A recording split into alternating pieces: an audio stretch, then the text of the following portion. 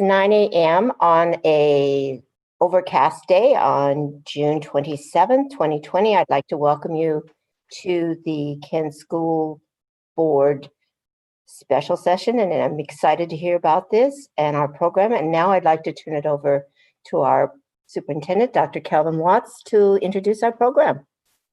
Thank you, President Hamada, members of our board, staff, community members, Team KSD, as we affectionately refer every member who is on this call this morning. And so we are here to spend 2 incredible hours.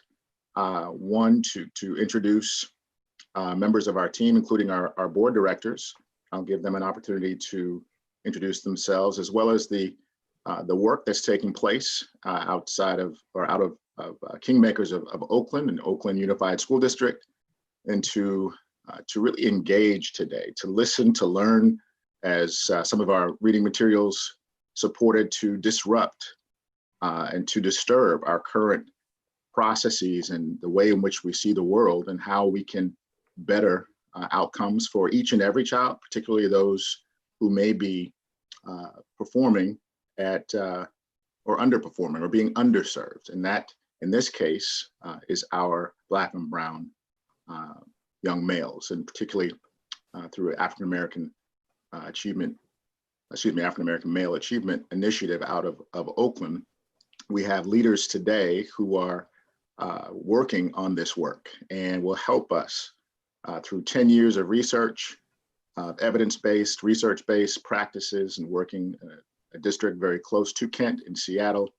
I would like to, first of all, thank the work and the leadership of Brother Chris Chapman, who is the founding executive director of the African-American Male Achievement Initiative out of Oakland Unified School District, and in partnership, also welcoming Brother Anthony Shoecraft. These are both brothers from another mother, I call them, and we've been working very closely over the past few weeks, but this is certainly not the first time that we've engaged in this work. What I'm excited about is this is the first time that we've engaged in this work in preparation for bringing this initiative to light in Kent School District.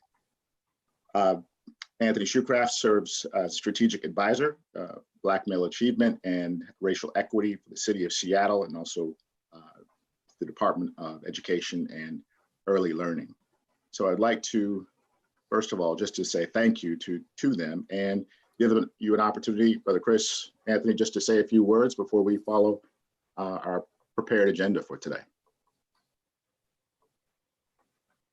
Sure. Good morning, everybody. I bring greetings from Oakland, California. Here too, it's overcast, but looking forward to the clouds to roll back and the sun to shine. I am humbled and honored to be in your community. Really, my role for the past 10 years has been within the institutional sense of founding the Office of American Male Achievement, then moved into the Deputy Chief of Equity, where I created the Office of Equity and several other targeted strategies. And then this past year was the Senior Advisor of Diversity of Equity and Inclusion to build the strategic plan to ensure that the Office of Equity was here for the next 5 to 10 years. And now I've moved out. July 1st will be an entrepreneur, as I've been an intrapreneur, and I'm the CEO of Kingmakers of Oakland, and work with districts across the country. So now, not just Oakland, but Oakland, Seattle, San Francisco, Kankakee, Illinois, and others. So just thank you. I'm humbled and honored. And just so you all know, technically, I'm a kindergarten through 8th grade PE teacher. I hold a single subject teaching credential in social science, and I've also been a principal at an alternative high school for kids in the juvenile justice system and/or who had dropped out of high school or were homeless youth. So I bring a wealth of experience, and not that I figured it out, but 30 years is lived experience. So I'm just blessed to be in your community today. Thank you. Excellent. Thank you, Chris. Anthony. Yeah, good morning, everybody. It is really good to see your faces.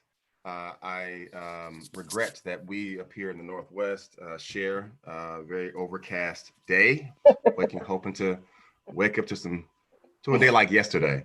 But I'm also very humbled. I'm really excited about today. Good to see some familiar faces. Also, good to see some new ones.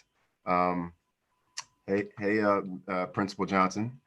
That was an inside thing there. We share a civic organization tie. But no, thank you for welcoming me, Dr. Watts, Board President Hamada. Good to see you again. It's been a while. But as Dr. Watts said, or maybe not said, but yeah, very proud South Kent County resident. I'm a local boy, native son to the region. Spent some time doing work at the Roadmap Project before going to the mayor's office, and left the mayor's office to stay within the city to really institutionalize and spread the city's initiative around Black male achievement a few years ago. And I've been really just blessed to work alongside the superintendent, school board, and really courageous and just brilliant folks in the community to just drive racial equity across that particular district. So I'm really here in a servant leader capacity. But specifically, I do want to say, while I do have my role at the city, my role with Kingmakers of Oakland is not simply in the partnership capacity through the city of Seattle, but I also have a consultancy where I do special projects for Kingmakers of Oakland. And so I'm here today in that capacity, just to be clear. But very, very, very excited to get into this, to a start of a really, I think, was going to be an extraordinary conversation. So yes. Thank you for having me again. Absolutely. Thank you. And I'd like for us to just to be mindful of our time. The context is we're going to go as deep as we can today, and certainly as wide as we need to with regard to the information and the context for Kent. This will be a teaching and a learning session. It will also be two-way meaningful communication from those who are here. The reality, it is a 2-hour session. This is, in fact, the content is largely designed, perhaps more realistically, for a 4-hour session. But the reality is we have this time, and we will use it with the grace and space that we have today. I'm going to begin or continue this intro by first introducing our school board directors, and after President Hamada and Director Bettinger have shared their name, which we already know, their role, and one goal. And this is our intro for each and every member. So please be thinking as you're preparing for your response so that we can move at an active pace, that you state your name, state your role or your affiliation with Kent School District, and one goal that you have for today as a result of our being in each other's space and place today and learning with and from each other. What is the goal that you have for today? Our session goals, our background, the relevance of our own priorities in Kent School District is the reason why we're here. Our 4 strategic goals of preparing students for college and career readiness, two-way meaningful communication, understanding that the effectiveness of our organization and the operations within are critically important to make sure that our core business of teaching and learning is occurring at high levels. And 4th, most importantly, we cannot do this work alone. And our goal is to make sure that we are attracting, recruiting, hiring, and most importantly, retaining a diverse and premier workforce. Those are our 4 goals. Our core values of equity, excellence, and community. The first among equals, equity, is really and specifically racial equity, is at the core of our work today. And when we define racial equity or describe it, what we are saying is that right now, given our race and equity policy, our goal, when we do this well, we will no longer be able to predict student success or non-success based on race. And right now, we can't say that beyond a reasonable degree of certainty. And so with that, I will pass the microphone to President Hamada, who you are, and role and your goal. And then Director Bettinger, you'll be next. Well, obviously, I'm Leslie Hamada, and this is my first year on the board. So I'm on a steep learning curve. And probably why I'm here, my goal today is probably more knowledge. We went through a process of what we wanted was most important to us on a board retreat, and I chose equity. So that's why I'm here. Thank you. Director Bettinger. Hi, I'm Director Bettinger. I am also new on the board, sworn in December, mid-December 2019. Just a caveat, I'm 4 days out of hip surgery. So if I turn off my camera, it doesn't mean I am not here. It just means I needed to move around to stay comfortable. So just wanted to put that out there. And my goal today is to fully understand how we can support our Black and Brown children and help them succeed in every way possible. So I've been reading through the materials that were sent, and it looks like exciting work. So I'm glad to hear more. Thank you both. And it's important certainly for all members of our organization to be reflected. And that's why, while everyone is not here, we have a strong representation. And I'll just open it up for those who are ready to go, and we'll round robin until all members have shared. Who'll be next? Good morning, I can start. My name is Melissa Larmy. I'm the Director of Communications and Public Affairs. And I'm also the co-facilitator of our Equity Council here in Kent School District with Dr. Watts. I am so looking forward to this conversation, and I thank you for your time this morning. One of the things I'm really looking forward to is a deeper, broader, system-wide understanding of targeted universalism. We brought this forward to our board last year in the changes to our equity policy. And we knew we weren't quite ready to add it to our equity policy and to our procedures as a council. But we had hoped to do that this year, and then COVID happened. So we look forward to coming back and adding that as embedding it into our learning. So my goal would be to have some accountability conversations and to keep that conversation going around targeted universalism, because I think that's really a bedrock of the conversations that we need to continue having to make change. Thank you, Melissa. Yep. I'll go. Thank you. Doris Johnson, principal of Meridian Middle School, and I am really excited to be here because I guess my goal would be that through listening to this meeting today and speaking life into bringing this into existence, because I worked in Seattle public schools at the African American Academy for almost 10 years before it was closed, and that was a sad thing. So I'm excited for our students in Kent to be able to have an opportunity to build a community and maintain a community like this. Thank you, Principal Johnson. Who'll be next? I can go next. Thank you. Good morning. My name is Danelle West. I'm the Chief Learning Officer here in Kent School District. If I had to identify one goal for our conversation today, I'd like to explore how we can begin to systematize high expectations for our Black and Brown children, and ways that we can ensure they have an educational experience that celebrates their culture and treats our students with dignity and respect. Thank you, Danelle.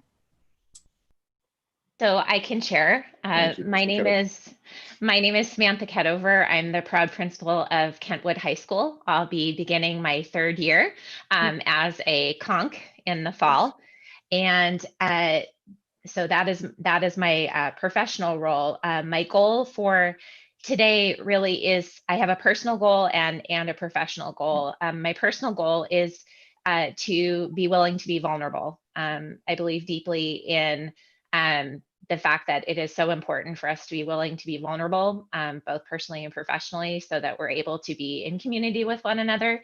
And so that's my personal goal for today, willing to be vulnerable and really lean into the discomfort that is necessary to impact long-term change. And I think connected to that, I am very much looking forward to hearing more about unpacking the framework that was shared in some of the materials. You know, I was struck by the 6 conditions of systems change that keep things in place.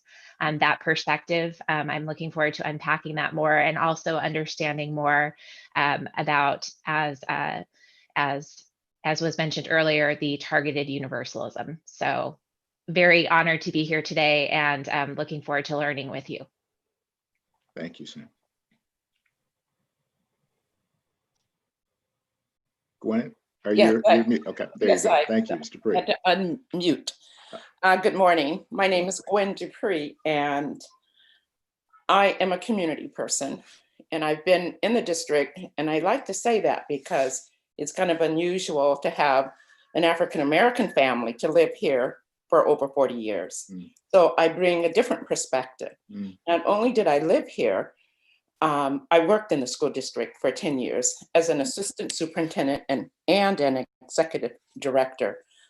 Assistant superintendent of all secondary schools and programs. And then when we changed to K-12, I was over the Lake, Kitten Lake area, K-12. So I raised 3 children here. And what's important about this program is that when my first son was in high school, and he had met all his requirements for college, university, he had never had a teacher of color at Kent Ridge. We went through the program and we picked a teacher because he was African-American. And I wanted him to have that experience. And it was an art teacher, and he was very good in art, but he was really a science math major. But he took an elective because of that. That should never happen, in my opinion. We should have the kind of diversity in the district that any child could look to and to emulate. And so our family had to do a lot of things in order to bring culture to our kids, not just, and they couldn't get it like they should have gotten it in school. So I'm very interested in building up children of color in our school, because we do that for all of our Caucasian students. In addition, I've had the pleasure to see this program I went to a conference and visited the Kingmakers program in Oakland, and very impressed. So I'm really excited about the possibility of bringing this to the Kent School District. And I know that it will meet the goals on the strategic plan. And so I hope that as our guests share the essence of this, and I hope that those of you that have not gone to see it would take the time to do that, because it is one of the most impressive programs that I've had the pleasure of observing. And I have taught not only in the United States, but I've also had the pleasure of spending some time in school districts on the continent of Africa. So believe me, this is very, very important. And now that I have my youngest son is here living with us for another 3 weeks with 5 children. And my, yes, I'm locked in my office. But the one thing his wife said, said that they want to come back here and live. And my husband and I are ready to turn over to another living situation, and they want to come and stay here. 3 of my children attended Lake Young's Elementary this past year, and I'm in a hurry up. I know, I'm sorry, you need to get, where I'm coming from. You say what you need to say, Gwen. Okay, thank you. And so, and 2 males and 1 granddaughter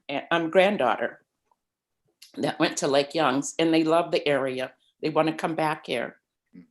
My son, the youngest one, graduated from Kent Ridge with high honors, Kent West. I mean, what's the name of that? Well, no, he went to West Point. Okay, gotcha. And so he served our country, and he wants to come back here and raise his kids. I want it to be right. I don't want to have to come up and say, oh, you didn't understand what was going on here.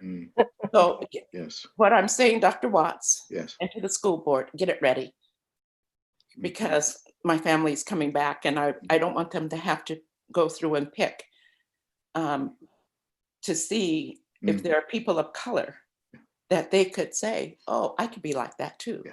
And thank you, Dr. Watts, because they could look at you and say, oh, I could be superintendent.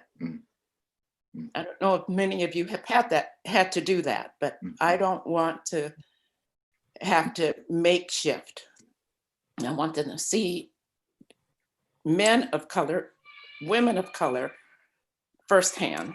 So that's my motivation. Yes. And I will do whatever I need to do to help Yes. this district get to that. We're not there, but I think we can get there. Yes. Okay, thank you. I'm sorry. Thank you. Thank you to everyone for sharing your thoughts and where we are. And as the African proverb states, start where you are, just don't stay there. And this is our start. And I know that we've had some false starts, and that's also a part of the work. But I did not share my goal. My goal for today is twofold.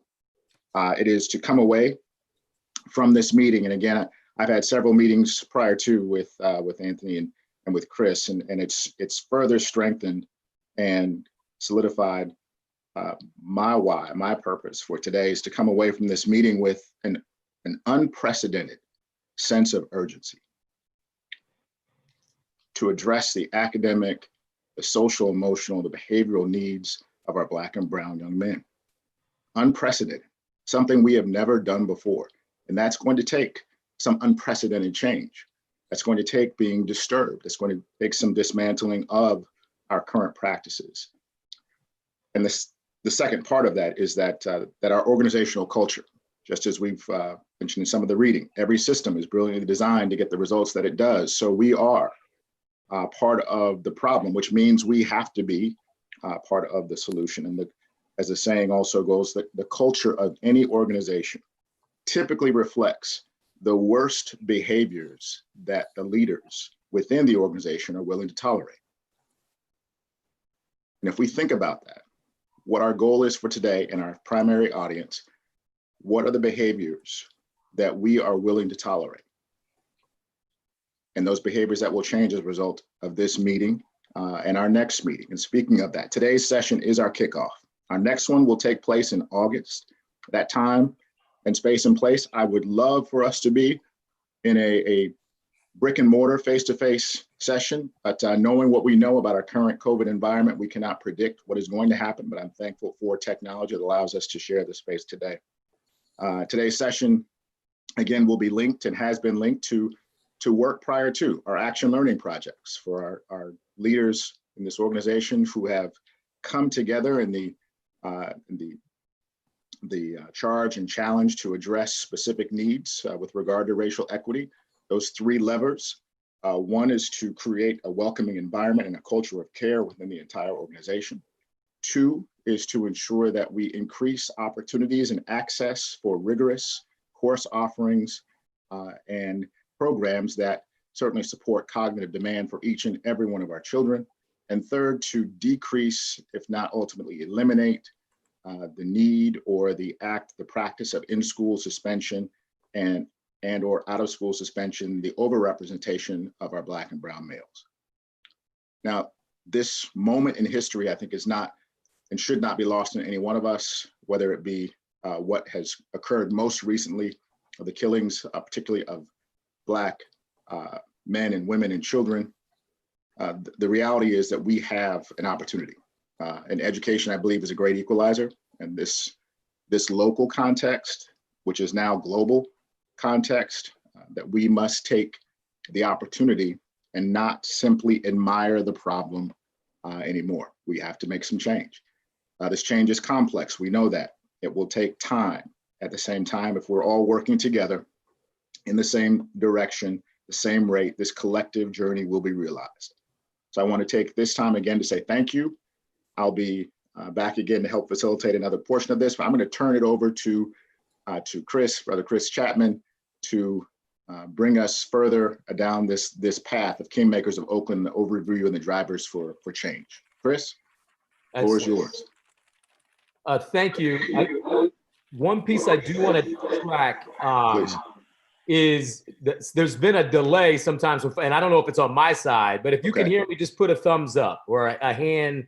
All right, excellent. And I would just ask if I freeze, either Anthony or Dr. Watts, if you can just text me just so I know that you guys are looking at a frozen screen versus I'm just talking.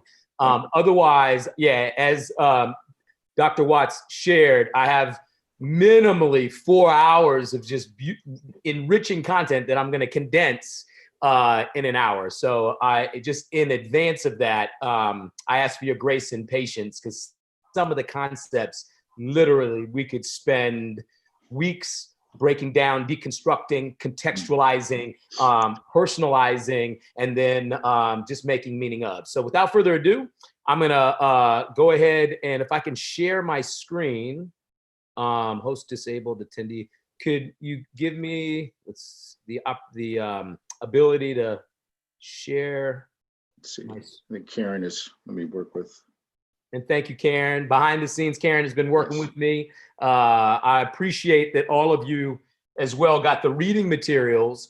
And so as we're going through the technical transition, if not now, later, I would definitely encourage you. Love Margaret Wheatley, 2 of the articles, yes. Willing to be Disturbed. And I deeply appreciate, I think it was Samantha who talked about the way that we get through this work is through the willingness to be vulnerable, right? And we understand that systems change goes at the speed of trust. And our ability to get through these difficult conversations will be accelerated if we have the audacity to be who we are. If not, then that pretense is always only going to get us so far. So I just really want to acknowledge if we can all be exactly who you are. And let's have the audacity to think big. But all of this moves at the speed of trust, and this is just a process, a step in moving forward. And so let's see if I have screen sharing capacity. Oh, here we go. And so what I will do, just to give some context, we use a lot of multimedia. I'm going to open with a video. And as I shared in my introduction, my role within Oakland Unified School District as an entrepreneur was to launch the first targeted universalism strategy in a public school system in the country. From preschool to 12th grade, that posited this was never about fixing Black boys. Black boys are brilliant, beautiful, and extraordinary beyond measure. But we send them into an institution, which you'll later understand that we frame as the toxic ecosystem that really whittles away their spirit. And they have to get orientated on a Eurocentric context, history. And so I'm going to deconstruct that. But the whole frame is targeted universalism. So we'll go deeper around that. But let me kind of wet the palate with you all with our first African-American male achievement sizzle reel, just to give you a sense of how we put it down in the town.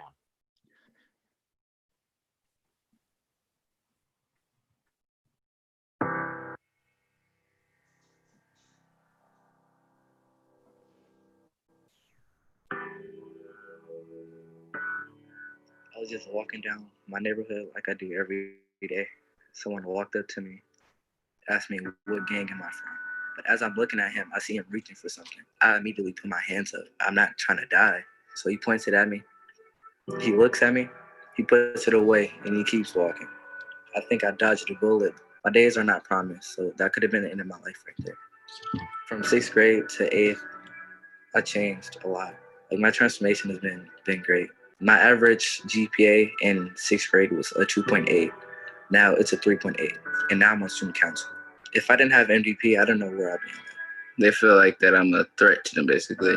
Like, I'm not going to be handling my business. It's not going to be a 3.0 student. It changed because they finally know who I really am. They don't really just perceive me as a Black male. It teaches you about being in boyhood to manhood, which is they're like almost the greatest level. Their actual greatest level is being king, and teaches you not to get caught up in the media or the matrix. So when I become a scientist, I want to be a biologist and chemistry scientist, and I want to cure cancer. And maybe after that, cure some more stuff.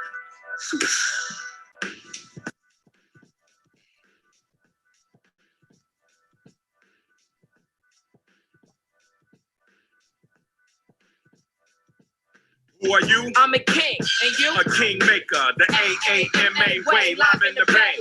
Welcome to our world, come see what's good. It's deeper than the class, it's really a brotherhood. Who are you? I'm a king, and you? A kingmaker, the AAMA way, live in the bay. Welcome to our world, come see what's good. It's deeper than the class, it's really a brotherhood. A brotherhood.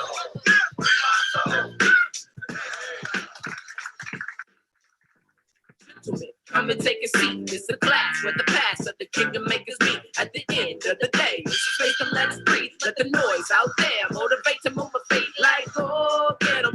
Met a couple brothers, we cold chillin'. Talking about the hate they gon' give us this old sister. We in here, ain't no victim.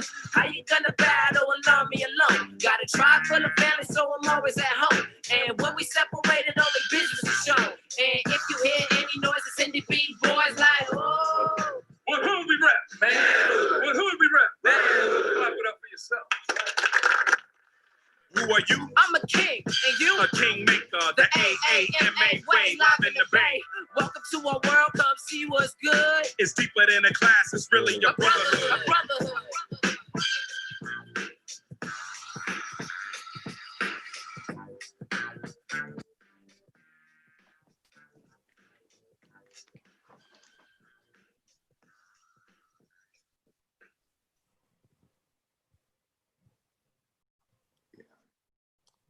So I'm gonna try to get out of this screen. Bear with me one moment. Exit full screen. The video, were you all able to see the video? All right, excellent. If we could just take a moment in the chat as I get my slide deck back on, any thoughts, reflections on what you saw in the video that resonate with you or the work that you all are leading in Kent? Just a moment to share in the chat thoughts, reflections as I tee up the slide deck. Well, first of all, when I see children that are put into groups of categories that when they don't even know them or know anything about them, it actually deeply saddens me. And I appreciate your thought and reflection, Sister Gwen. And I'm still trying to slide to the deck. If we could track our comments in the chat, that would be helpful. And so I just want to encourage you to shots in the chat as I having a little difficulty getting out of this screen. So bear with me back into the slide deck. So I'm sorry. I'm trying to click exit full screen. I think, Brother Chris, I think I saw that on the bottom right of the screen. So when you hover over, you should see exit screen on the bottom right. I believe I saw that. Thought I saw exit on the bottom right of the screen. For some reason, it is not, it's stuck. Oh, here we go. Here we go. All right. Thank you for your grace and patience with me. And let me go back to share my screen, and then I can get back to present. All right, here we go.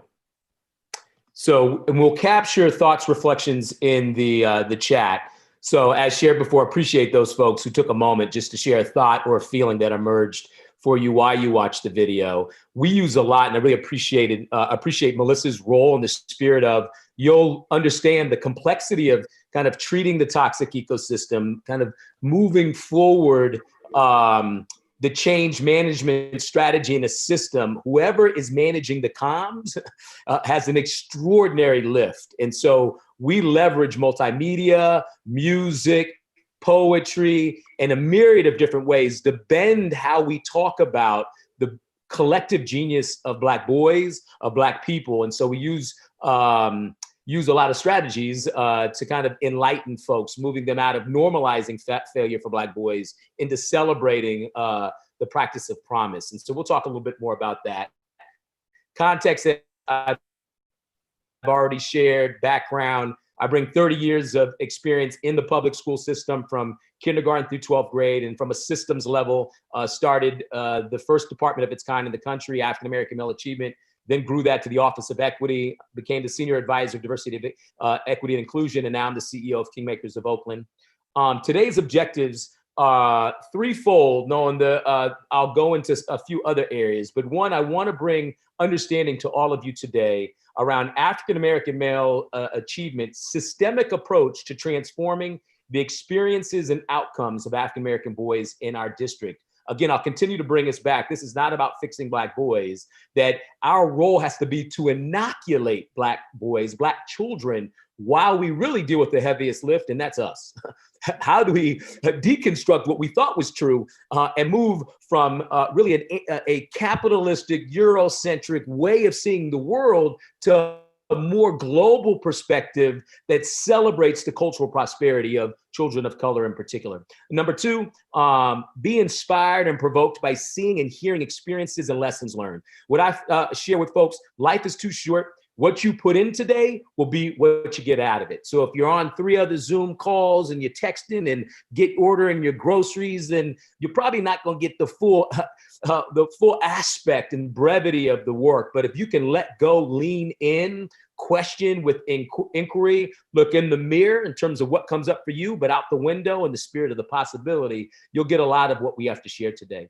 And finally, the last workshop that I hope to accomplish is providing you all with the opportunity to ask questions and think about what is applicable in your own context. There is no turnkey model or plug and play. What we offer is a process that's codified with qualitative, quantitative data over the last 10 years. And when I close out the presentation, the myriad of empirical data that you'll be able to reference to substantiate that this framework, this model does indeed work, but it has to be contextualized in the beautiful community that you call Kent Unified School District.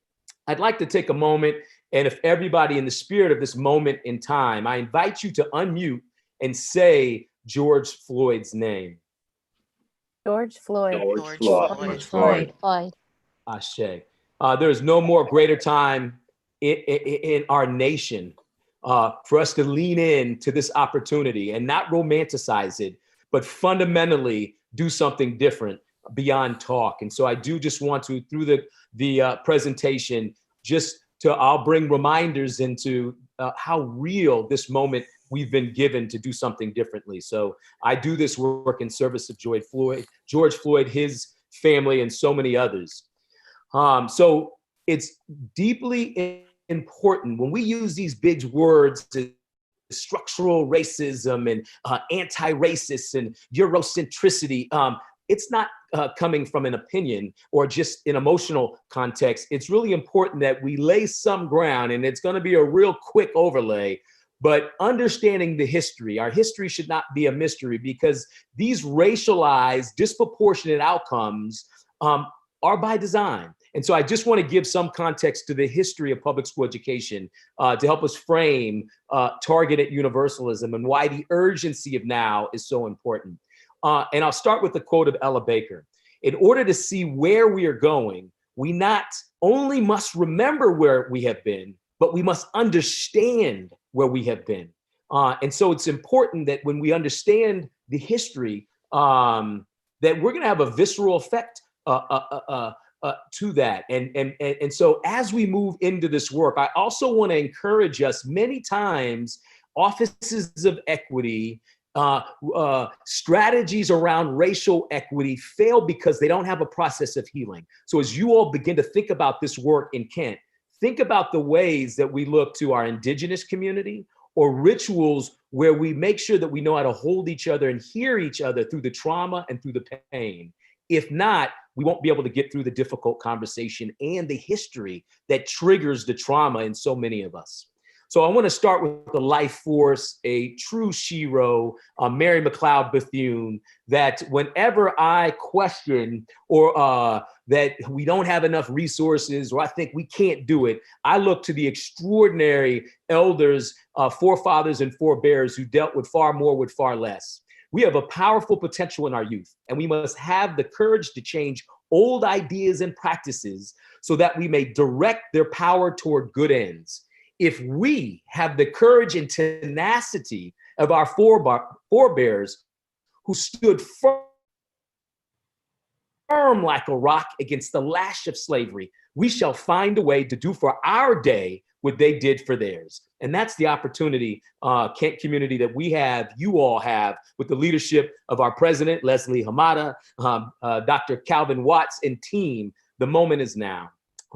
So the historical context, just again, that we didn't get here by mistake, and the policies, the procedures, the systems, the structures, the conditions are all nested in a white supremacist structure and mindset. And so I move now from an opinion to now, let's just take a quick crosswalk of history of public school education in the United States. First, we look at, and I would do this differently if we were in brick and mortar, but in 1830s, most Southern states have laws forbidding teaching people in slavery to read. Even so, around 5% become, even so, 5% become literate. What thoughts and feelings does this historical event arise for you? So I want to say, as you see, I'm not going to go through all the historical points, but you can note in the chat what comes up for you in the spirit of some of the historical context of the basis and foundation of public school education in this country. As we move to one of our forefathers, when we look at the origin of public school education in 1779, Thomas Jefferson proposes a 2-track educational system with different tracks for, in his words, the laboring and the learned. Scholarships would allow a select few of the laboring class to advance by raking a few geniuses from the rubbish. Then kind of looking over the course from the 1840s to the 1930s, I'll just lift up a couple, and you all have the slide deck as well. 1864, Congress makes it illegal for Native Americans to be taught in their native languages. Native children as young as 4 years old are taken from their parents and sent to the Bureau of Indian Affairs reservation boarding schools, whose goal, as one BIA official put it, is to kill the Indian to save the man. Fast forward to 1932, a survey of 150 school districts reveals that 3/4 of them are using so-called intelligence testing to place students in different academic tracks.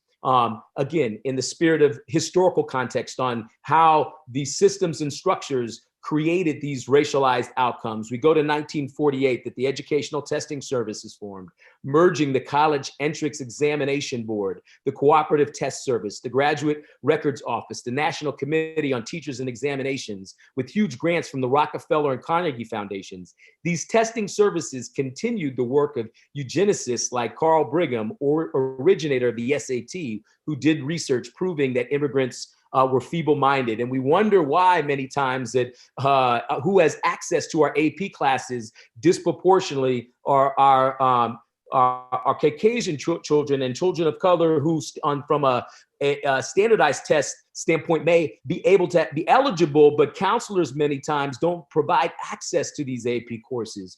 Fast forwarding to 1994, Proposition 187 passes in California, making it illegal for children of undocumented immigrants to attend public school. 2011, Arizona State Legislature passes Bill HB 2281 that effectively bans ethnic studies programs in Tucson's largest school districts. We know just recently that was overturned, but just again, it by design, how the system supports some, privileges some, and disadvantages others. And then in 2015, our most significant Supreme Court justice, or that body, Anton Scalia, there are those who contend that it does not benefit African Americans to get them into the University of Texas, where they do not do well, as opposed to have them go to a less advanced school, a slower track school where they do well. Most of the Black students in this country don't come from schools like the University of Texas. They come from lesser schools where they don't feel that they're being pushed ahead in classes that are too fast for them. And so I say that to say, in the spirit, even at our highest court, we had someone whose positional authority was still functioning from this low expectation, biased set of assumptions that had extraordinary influence. And so this is what we're trying to disrupt and create a new narrative moving forward. And so the residual effect of this history is oppression. Any system produces what it was designed to produce. Some assumptions about systemic oppression. Oppression, the systematic mistreatment of a group of people, hurts us all, no matter where you are in the social order. Oppression is a system built into our daily life beyond individual acts. Oppression impacts teaching, learning, and leading. We all need to heal from the effects of oppression. Understanding the roadblocks to equity and how the system can perpetuate oppression. This is important because I'm now going to ask you all to put on a new set of glasses. And once you put on those glasses, you'll never see things the same way. But this is our work in the spirit of systems leaders, but also how do we disrupt the predictive factors that Dr. Calvin Watts spoke of earlier. We need to see it through two lenses, which before I go there, I want to just kind of bring Brother Ibram Kendi's spirit into this moment of now. And that is, history is calling the future from the streets of protest. What choice will we make? What world will we create? What will we be? There are only two choices, racist or anti-racist. The choice is ours. Using bifocal lenses. So I'm going to ask you all to put on your new pair of glasses. On one lens, you're going to take view the world through systemic oppression and see things in ways that you may not have saw them before. And then on the other lens, you're going to view it through the lens of racial equity. And again, I can spend much more time, but in the systemic lens, it's very important that as we're looking at the systemic work, we have to look at it through the domains of self, individuality, knowing that we have to change the system, but simultaneously we have to understand where we are at in our equity journey, in our racial equity journey, in our understanding of systemic oppression, in our own identity. What biases do we and have we been afforded? Then there's the institutional aspect of seeing the systemic oppression, from the biased policies and practices to disproportionality and the racialized outcomes, then to the structural aspects, and that is the opportunity structures, redlining, how the career pathways, and then the intersectionality of where the stuff comes together and how we respond to each other. And I talked earlier about that relationships go at the speed of trust, but if my aggression or my inability to understand where I'm coming from and the biases I hold are pushing or being interpreted as an aggression, it makes very difficult conditions where we can move forward. And so being able to see our work moving forward through the lens of systemic oppression. In the other bifocal is the racial equity lens. And again, in the domain of self, institution, and structure, but recognizing identity, reflect. Many times in public school systems, we have a linear way of building the capacity of adult learning, and actually in the complexity of racial equity, it's really a very different process. And that is, you don't take a 12-hour culturally responsive pedagogy workshop and say, okay, I've mastered cultural responsiveness or culturally responsive pedagogy and I'm done. No, what it means is a lifelong commitment to daily reflection, to critical dialogue, to begin to get 360-degree feedback loops from the children you serve and your peer group and the professionals that work with you. Moving to the systemic pieces in terms of racial equity as relates to equity-centered policies and practices. And it sounds like you all have developed an equity policy. And then we know that, policy is one thing, but then the next piece is the administrative regulations and the recalibration of a budget then that supports all of that gets and disrupts the institutional piece, and then looking at how we increase the systems of opportunity. And again, we can go deeper, but just wanted to frame the work of now as we're moving forward into a theory of action that looking at it through those two lenses will be helpful.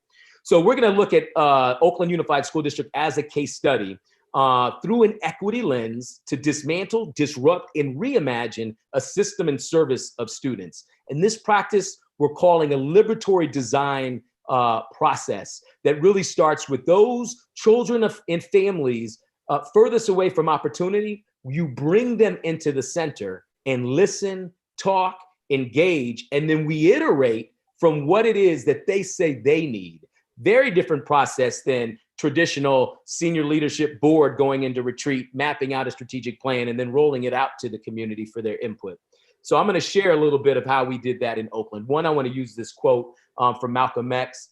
I believe that if you give people a thorough understanding of what confronts them and the basic causes that produce it, they'll create their own program. And when the people create a program, you get action. The cavalry is not coming to Kent. You all have to look to each other. What Kingmakers of Oakland is providing is an overlay, a process of which then you all can leverage your collective genius really to address the systems, the structures, the condition where therein lies the cure is in the culture. That is legacy work. And a lot of times it can't happen just in the 3 to 5 year strategic plan. We have to have a broader view to make sure that we're thinking in clips of 10 years. So the condition in Oakland Unified School District, this is 10 years ago, right?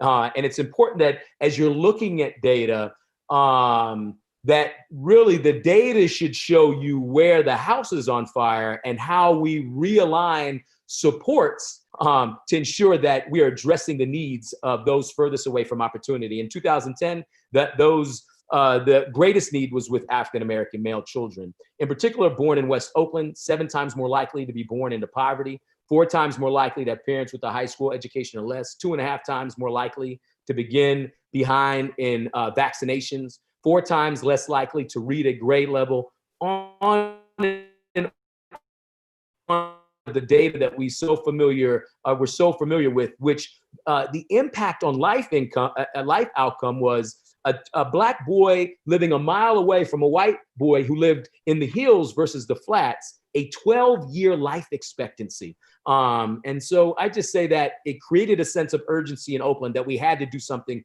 fundamentally different. And so we took and leveraged a health frame from John Powell, who then was in the Kirwan Institute in Chicago, Illinois, and then now since is in UC Berkeley. But targeted universalism is a frame for designing policy that acknowledges our common goals while also addressing the sharp contrast in access to opportunity between differently situated subgroups, barriers to quality education, well-paying work, fair mortgages, and so forth, to transform structural inequity into structural opportunity.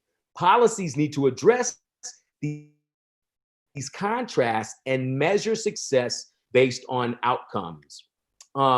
So in Oakland, again, we launched this body of work. First, it took the school board to vote unanimously to adopt a department that would be intentional and unapologetic around supporting the needs of Black children while dealing with the systems and structures. It took the board in 2009 to vote and approve that. And then I came on to begin to actualize that in 2010 and lead it from a system standpoint. We fundamentally believe that all Black boys are beautiful, brilliant, and possess innate greatness. And Jen, I'm just checking, making sure that that there's no connection issues, and hopefully folks are still tracking me. So I want to get to the liberatory design process. This is important as you all think about how you all want to approach the work in Kent. This is the process that we use to create the set of strategies, which I'll share a little bit later, that are the drivers that really cleanse that toxic ecosystem. But it started in a liberatory process that I'll share with you right now. So first, what we did within African-American male achievement was we recruited and trained students, parents, community members, and OUSD staff to participate in 7 goal areas. And those 7 goal areas were the 7 kind of audacious goal areas that we as a system wanted to improve for Black boys. It had to do with attendance, graduation, improving literacy, improving the middle school holding power, reducing suspension rates, reducing expulsion rates, and ultimately having an impact on juvenile justice and ensuring if we got school right, there would be less African-American males in the juvenile justice system. All of what I had said 10 years later, we've been able to advance that. But we established these teams of community in district and outside, so internal, external, around the 7 goals. Each goal team had to analyze data, review best practices, participate in school visits, conduct interviews, develop goal area strategies, and then make recommendations to the OUSD school board, which actually, that was the first year of our work, which those recommendations were embedded in the next 5 years of our strategic plan. In the initial moves, building empathy and discovery was very important. And so we performed initial school site scans, listening to assessments of current reality for African-American males. So we interviewed over 1,000 Black boys in the first few weeks we launched. And it was humbling in that listening campaign. There were three things three responses that had over an 80% response rate, that our children, Black boys from kindergarten through 12th grade, all unanimous, or I shouldn't say unanimously, but over 80% said that when they showed up to school, the adults on the campus did not engage them. Second response to an over 80% response rate was when we showed up to school, adults on the campus treated me as if I was bad, I did something wrong, and I was mean. And the third over 80 response rate was Black boys stated they wanted an African-American male teacher. And I take that back to Sister Gwen and the urgency of not only the Black boys and Black children benefit from a Black teacher. The data shows that all children benefit from having an African-American teacher as well. We also initiated the listening campaign with principals, teachers, CBOs, after-school providers, and parents. This is important. Knowing that the cavalry's not coming, that we have to understand and identify in our own ecosystem who are those culture keepers, who are those teachers, those folks that actually are doing extraordinarily well in the lives of Black children, and they're not always Black, and those folks represent an extraordinary group of people, but many times we focus more on the problem, but actually are not looking to those folks that are doing extraordinary instruction with Black boys in the classrooms now. And so we also elevated and identified who are those folks in the system, male, female, or otherwise, Black, white, or otherwise, that actually were doing awesome work for Black boys in the classroom and around them in service of the work that they were trying to do.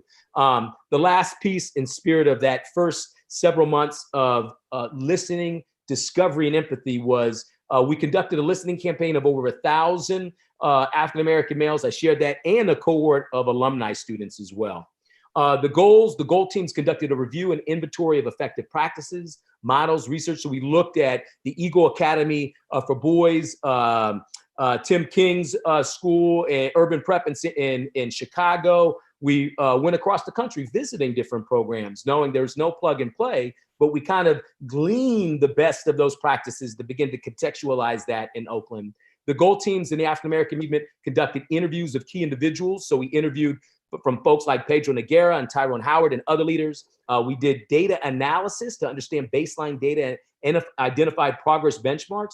This was important to build shared understanding. So we went throughout the city of Oakland and would have take the community through these kind of data cafes where it wasn't specifically coming in about Black boys. We actually would disaggregate the data with, from high school graduation rate, the academic data that we all track, from literacy rates and math to chronic absenteeism. And then we would allow the community to kind of track what it is that they saw, where were the outliers, who was doing well and who wasn't. And so the community shared that the system was failing Black boys. So it created community collective will, that this wasn't just a problem unique to one, that we all had a role to play in changing the system. And lastly, we gathered best practices and research models to support African-American males. So through that, we developed a theory of action, implemented a set of strategic activities for African-American male students to engage in valuable student and community-centered efforts as a means of building the capacity of district and community leaders. What we realized was, if we were going to address the entire system and improve educational outcomes, so that became the normal, that we had to, from the classroom to the boardroom, figure out what was that theory of action. And again, we use the frame healing the fish while treating the toxic ecosystem. But that's where we began to identify what were the drivers of change from the classroom to the boardroom that would lead to the kind of systemic, sustained change that, that where every child graduates college, career, and community ready. And lastly, in terms of the prototyping phase, we applied the best of what we know to show that we can actually demonstrate the progress and create conditions within the district so these strategies get replicated across the district through systems and structures. And we were able to do that as we launched African American Male Achievement. 4 years later, we now have an Office of African American Female Excellence, Latino Student Achievement, API Student Achievement. Those departments of targeted strategies comprise now the Office of Equity that then informs the entire system that our board policy 5032 that we passed 3 years ago substantiates. So I want to take a moment. I've been pushing hard. Hopefully technology, you all are with me, but I invite you to unmute and in the spirit of saying Breonna Taylor's name to share Breonna Taylor's name. Breonna Taylor. Breonna Taylor. Breonna Taylor. Taylor. Okay. So now this schematic captures really our theory of action, which I'll go deeper into around our drivers shortly. But we frame the work around healing the fish while treating the toxic ecosystem. And so again, it's not about fixing Black boys, but we send them to school, right? Where the school culture and conditions prevent African American males from achieving. We know that there's disproportionate referrals, suspensions for Black boys in urban districts, suburban districts, rural, private, and charter, right? A lot of that has to do with how we've been socialized around seeing and viewing Black child behavior as differentiated from white child behavior. That's manifested in the disproportionate referral rates and suspension rates and the policies that actually perpetuate that. An example is when we did an audit of all of the referrals in our district over 2 years, what we began to see was white child does said behavior. The teacher flags it as developmentally appropriate and having a bad day. Black child does the same behavior, intimidation, and what was we've since banned the word defiant, and they would get kicked out of class and ultimately suspended. And so that was a matter of our own adult micro and macro aggression as well as bias. And so we had to do a lot of adult work in that domain. Unequipped teachers, many teachers mean well, but when their context and experience of Black children comes from television, corporate hip hop, and they haven't been immersed to deeply, intimately, and intricately understand the beauty and the blessing of Black culture and Black family, many times they're operating off of their bias, which again privileges some and disadvantages others, and it's a missed opportunity. So a lot of work on how we train our teachers, support our teachers to make sure they see the genius in our kings and queens and create the classroom culture and condition and the routines and rituals where they can manifest greatness. 3, the biased curriculum with negative framing. This is one of our biggest lifts. We've actually since produced 7 African-centered, Common Core line, state standard courses that actually all children can take as an alternative to US history or European lit. They can take African-centered courses. But the fact of the matter is that children of color get socialized, oriented from a Eurocentric lens from preschool through 12th grade. And for some districts, they think that a 10th grade ethnic studies class is the way now where people can understand the beauty and the cultural prosperity of others. And really that legitimizes the Eurocentric narrative, when in actuality, we have to rewrite curriculum in language arts, in mathematics, in science, in history, in all of the elective classes from preschool through 12th grade. That is an extraordinary lift, but that's the moment, because once children know who they are and whose they are, when we talk about preparing our children for a global economy, the reality is the global economy is composed and comprised of people of color. So we do a disservice to all if they don't understand African history and Pan-African history. They don't understand Rasta studies, if they don't understand the contributions of Southeast Asian and API community, we do a disservice and we privilege some and disadvantage others. And in closing, in the spirit of the toxic ecosystem that we send our children in, and again, this is so fully baked in the system, we're not even aware of how this permeates our spirit, our psyche, our language, our tone, the culture and condition.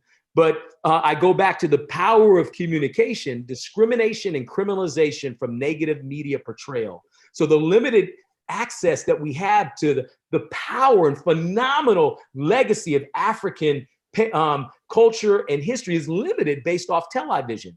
And that tends to perpetuate the same either doom and gloom or entertainer, athlete, and we all are limited based upon actualizing our greatness based on really the criminalization and discrimination in the media. So we have to really work with our comms department on how we rewrite and elevate those communication strategies and plans. And I'll go deeper. That leads to high school dropout rate, school to prison pipeline. I'll talk now the drivers. What are the things that we do and when sustained lead to improved educational outcomes that we use to ultimately clean the ecosystem? And so these are the drivers, and they're connected to the toxicity, right? So we have developed a culturally responsive pedagogy, 7 courses, as well as we provide professional development. But the inoculation of our kings really comes with our African-centered courses. So one entry point into school districts with the Kingmakers of Oakland support is districts can purchase the curriculum and offer those courses, such like in Seattle, and they're adapting it within the context of Seattle. But the basis of that curriculum is the Kepler curriculum, which means transformation. And all children benefit from, again, knowing African history. And so we have the curriculum as one, and a lot of times people stop there, but it's necessary yet insufficient if we don't deal with the other pieces. We also work with districts to recruit, train, and retain African-American male teachers. And we talked earlier about the importance of why we need to do that. What we've been able to do in Oakland, for example, is increase the Black male teacher population by 25%. But the most significant data set around that is the 92% retention rate of those teachers, which we've codified as our pedagogy of brotherhood. And basically, what we find is Black male teachers many times get pulled in so many different levels that they either get burnt out and they don't have the support for their own healing to provide teaching for all students, or they get pulled in all these different ways and get out of the classroom to then be in other areas. And so we've developed a monthly, and in some instances twice a month, where we meet with our African-American male teachers, not only support them with pedagogy, differentiated instruction, and exhibition, but also support them around their own healing and transformation as teachers and connect them to a broader network. The other domain, which is equally important, is youth voice as a driver. Many times, well, I would say this, in the Kingmakers of Oakland portfolio, our kings, from the board to the co-constructors of the facilitators in our work, posit nothing about us without us. So anytime we are making decisions on behalf of youth, we want to make sure that even from a modeling sense, that we're making sure that youth in our ecosystem are present, that are weighing in, are learning and listening. And so it's important that we think about in addressing these systems and structures that we're increasing leadership opportunities for Black and for brown youth, for youth of color, so they can sustain the movement once folks like you're all on the call transition out.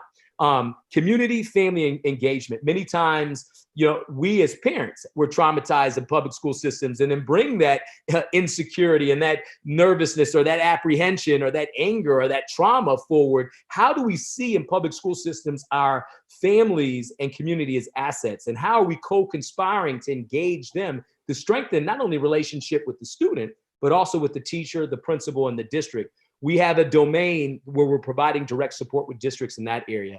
The two last pieces, we meet with the comms teams, because what we find is many communication teams work in reactionary communication response and crisis communication, but they don't work in the domain of innovative and the possibility of communication or the cultural. How do we culturally connect to the communities that we least serve? And so we work with the comms team on a very differentiated way from the classroom to the boardroom on creating a campaign, a language then that supports those furthest of opportunity that we all can begin to operate on. And then lastly, which holds all this into being and protects it, God willing, in perpetuity, is policy. And many times people will start with it's all about policy, but if you don't get the systems and structures and create the conditions, the culture will eat the policy for breakfast. So it's important that we think about this process as articulated from the classroom to the boardroom. And then what are the rituals and routines? What are the ways that we're building relationship and trust? That is what binds all this together. And what we provide is an opportunity through the Learning Collaborative where your equity team and the team could be a part of our Learning Collaborative, which meets once a month with other districts to have sacred space to think about what are you doing in your system around improving the system, structures, cultures, conditions for Black boys. You can have affinity space, talk to and hear from other district leaders and students and parents. So we can leverage the collective genius, not just of Kingmakers of Oakland, but of other districts who are making that commitment. So those are the 6 drivers that we use a continuous improvement process nested in racial equity healing to innovate, iterate, and accelerate those activities as a way to improve not just educational outcomes, but life outcomes for African-American children. So as I move into this next slide that kind of looks at in each of the areas, what are we trying to achieve?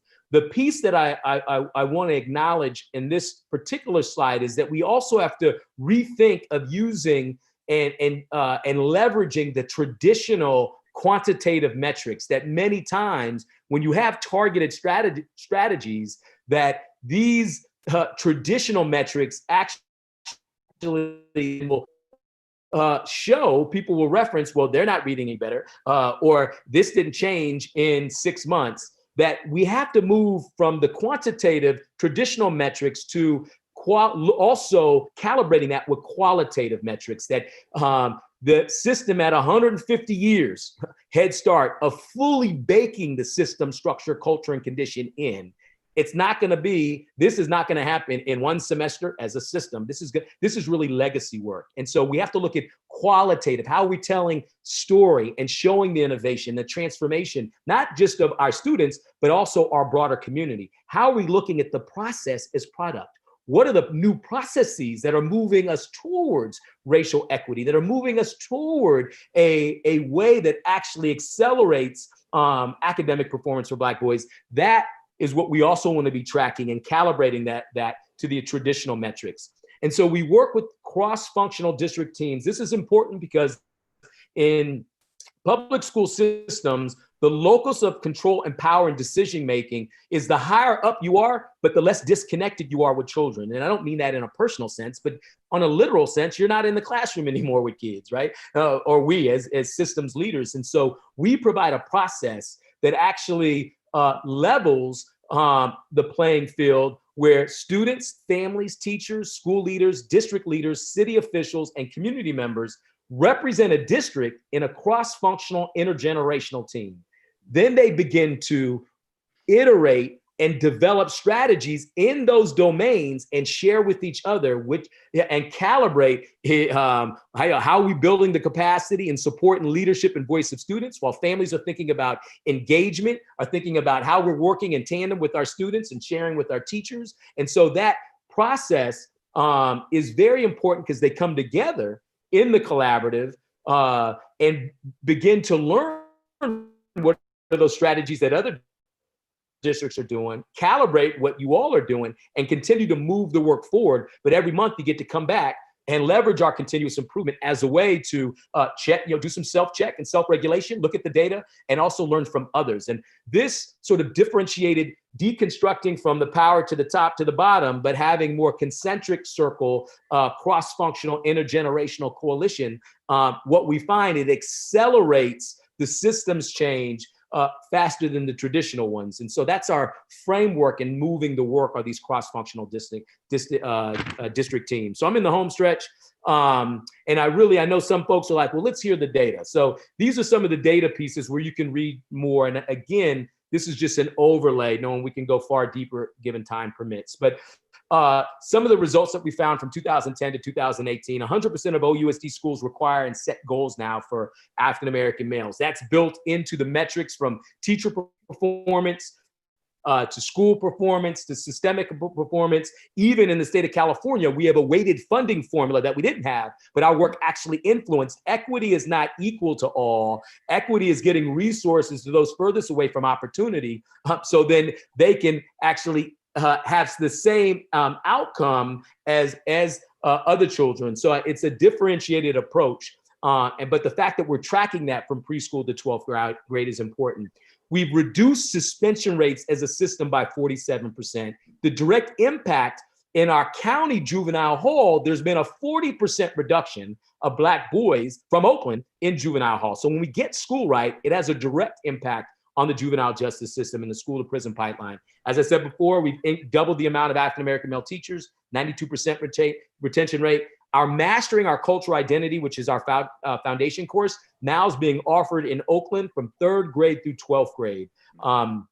That's pretty extraordinary as well as that. And it's not just, no longer was it was designed for Black boys, but we actually have classes that are, we have more Latino Chicano students in some of our classes. We have white students in some of the classes. We have heterogeneous male, female, they, them in our classes. So the classes now are completely heterogeneous in the system, but the content is African-centered and it's academically rigorous. Other data sets for the Kings that actually are in the class, a 1.13 GPA, and something's kind of blocking my top here. A 30% increase in African-American male cohort graduation rate. That's for all of our high schools, but our 3 comprehensive high schools, a 35% cohort graduation rate increase from 2009 to 2018-19. And that's significant because you move what you measure. And as opposed to talking about it, we've been in that beautiful struggle these last 10 years in Oakland, and we've been able to see the direct impact. And as a result, our Kings now, over 80% are aspiring to succeed in school. How working with the media when we first started, on 2012, and so we had a whole media campaign. So again, this is equally parallel to the work that we're doing in the district is also kind of a community campaign to re-socialize how everyone is thinking about Black boys, not just in the school, because we have our children from 8 to 3, but in a broader ecological sense. So we did a lot of work with our local media, who initially would describe, even the captions, Black boys see bleak future at school, detailed reports, highlights challenges facing Black boys, to transitioning to 2015, Oakland aims to lift students who are young, male, and Black. Every Black male student in Oakland can be.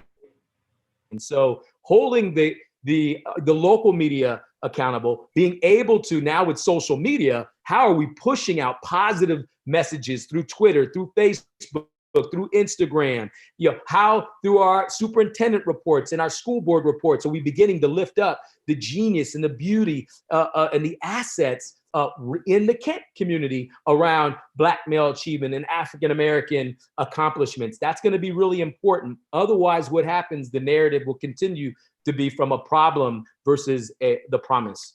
For those of you who would like to go further, our most comprehensive study to date is out of Stanford, a 10-year longitudinal study that substantiated targeted universalism, which means really bringing those furthest away from opportunity into the center and designing a set of strategies for that group that permeates beyond them to the entire system. The impact, what they call the spillover effects of the work that we did specific on Black boys actually impact our African-American female students as well as other students. So it was the first study of its kind to substantiate targeted universalism in a public school setting, because it was a health frame, actually works. And so I encourage you all to read more. The actual overall study, I think, is close to 88 pages, but this is the 2-page synthesis. For those of you who are interested as well, we've been in the New York Times, Newsweek magazine, 2 articles out of the Annenberg Institute. We have a SoundCloud. We are real big around poetry, spoken word, music. We've been in Essence magazine, Jet magazine. We have our own internal reports and have been a part of such other data reports out of Ed Trust West and the Campaign for Black Male Achievement. We have 2 books. Actually mailed. They should have got there to the office yesterday at 3 o'clock, but I know that probably was not enough time to get them to you all. But We Dare Say Love is my gift to you all, as well as our I'm the King, Kings in the Making CD, and I'll close out with that. But you all have access to We Dare Say Love. The first book written about our work is Transformative Schooling from Dr. Watson, the Chief Equity Officer at the University of California, Davis. But our work has been written about, codified, and now been replicated in over 30 districts across the country as well. In closing, I'd like you all to join me in this kind of final piece. And one of the surveys that we do is a pre-survey when the Kings come in the first 2-3 days of school, and they respond to the question how they see themselves. How do they describe themselves? And then I'm going to show you on the next slide, once they've had our Mastering Our Cultural Identity course, by the end of, as early as that first semester and or the year, you'll see the difference on how they see themselves, which we feel is a far greater indicator of success than some of the traditional academic metrics. But if you can symbolically, as I show and reveal the prompt, if you can just read that to yourself or read it out loud, even if you're on not mute. So that's all love. Here we go. Students feel scared, hiding, survival, underestimated, underappreciated, alone, dangerous, humbling, targeted, hard, need to be a hard worker, very stereotyped, feared, not respected, underestimated, statistic, ignorant. These are Black boys from 3rd grade through 12th grade, first week of school, how they see themselves. Horrible, bad, sad, hard, poverty, poor, hard, unfair, scary, hard, stereotypical, hard, discrimination, dangerous, discriminated, unfair, treated differently, mistreated, life, hard. Again, this is their own look in the mirror moment. So then we do, in the last one, lonely, broke, and oppression. And this was a synthesis of 15 of them, not all. But then moving to, and when I transferred to the Google Slides, it didn't format the same way. But I'll do the same thing. How Kings describe themselves by the end of the semester. Now, having the Mastering Our Cultural Identity course, I am a diamond in the rough. I am a miracle in disguise. I am the essence of time. I am unstoppable. I am the victorious one. I am the blood that pumps your main artery. I'm the breath of fresh air. I'm the bullet in the chamber. I'm the chosen one. I am the American dream. And I am, whoops, let me go back. And my thing is not letting me click on. I actually had something special I wanted to show y'all, but this thing is kind of tripping. Let's see if it works. I wanted to end on this last piece, but this thing is in my way. Let's see, exit. And I'll close with this video right here. As one of the Kings described themselves, and they usually all just, we refer to our students as kings, and I'll close with I am a king video. He's fire, baby.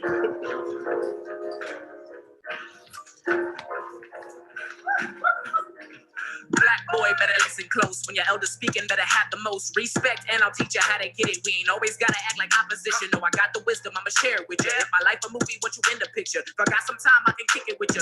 Chop it up, tell me what's been on your mind. Pardon my absence, we back on the grind. Get in the jump on them, don't fall behind. Breaking down barriers one at a time. I'll give you the game to strengthen your spine. Aiming for greatness, don't settle for fine. Men on the mission, don't step out of line. Vision is vivid like king in his prime. I got a dream, we all sending divine. Peace to the streets, no heat for police. Mom and pop send love, check cash every week.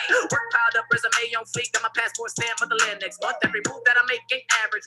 Come now, king, let me sign you up. Built a whole castle for you to run. Fresh Prince of Bel-Air, make it happen right here. Like, king, for this hate, for this fire that I bring. What I speak is in my veins, in my genes. Right, wrong, staying strong in the scene. In my between. What you mean? What you mean? I'm king. For this hate, for this fire that I bring. What I speak is in my veins, in my genes. Right, wrong, staying strong in the scene. In between. What you mean? What you mean? I read this book on Marcus Garvey and I loved it. But the crazy thing about all them schools being public is that my teachers make it seem like all that black lit was radical. Now my growth is gradual, complicated by factual weight. I was born different, accustomed to different living, so now I'm code switching.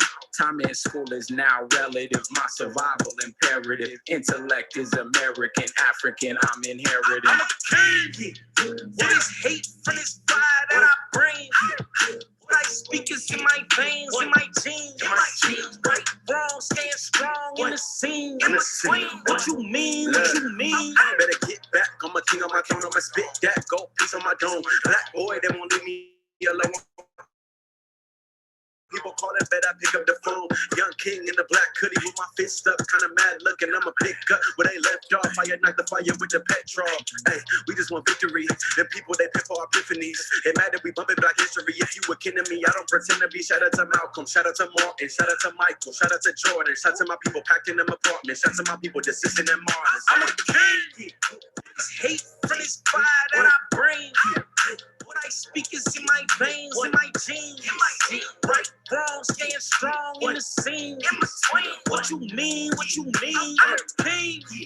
For this hate, for this fire that I bring. What I speak is in my veins, in my genes. Right, wrong, staying strong in the scene. In between. What you mean? What you mean? I'm a king. Yes.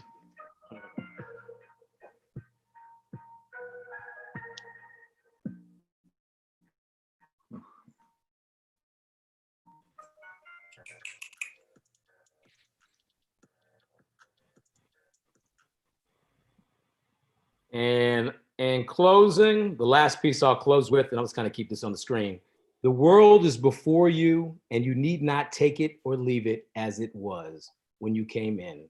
So we opened with the glasses, kind of with the different view. And so I just, the choice is you all. Thank you all for your time, your talent, and the closing prompts that I had. And Dr. Watts or Brother Anthony, if you want to go in a different direction, that's all love too. But if interested, I'll close with what ideas resonate with your lived experience, and in what ways did these ideas provoke your thinking about your systems approach? What questions emerged for you? So I'll stop and welcome any feedback or questions, and thank you all for the opportunity.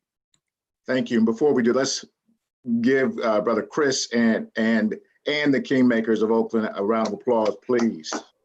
Yes. Thank you. Thank you so much. We have about 30 minutes and 20 or so, 20, 25 minutes for this Q&A and reflection time. So as Brother Chris stated, this is time for you to provide your reactions, your reflections, or any clarifying questions that perhaps you entered on chat or didn't, or those that have come to your mind during the presentation. So the floor is open. Who'll be first?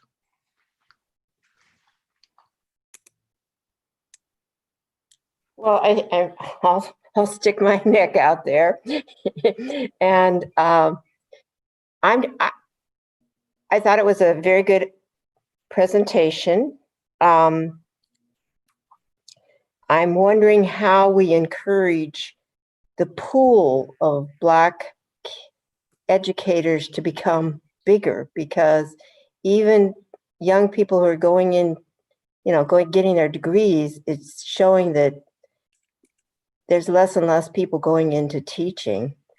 And then it's less and less in the state of Washington to have choices.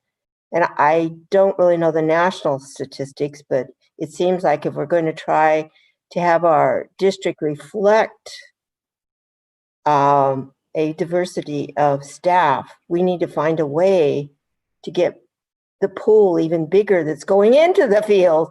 And so we have more to draw from.